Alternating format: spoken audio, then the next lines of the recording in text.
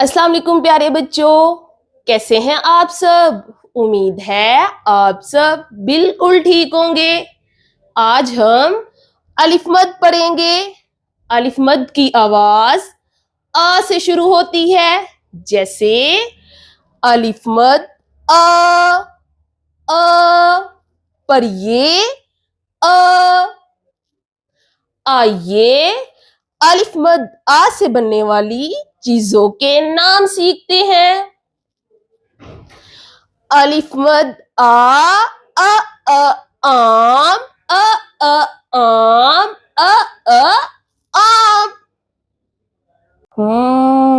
क्या आपको पता है आम को फलों का बादशाह कहा जाता है। अलिफ मद अ आलू अ आलू अ आलू। अलिफ मद आंख आंख आंख। अलिफ मद आरू आरू आरू। तो प्यारे बच्चों, क्या आपने गौर किया?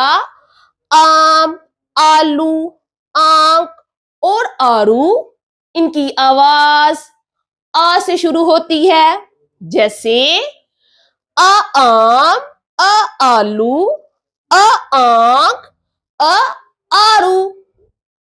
तो प्यारे बच्चों, इस सबक को अपने दोस्तों के साथ मिलकर पढ़ें। अल्लाह हाफिज।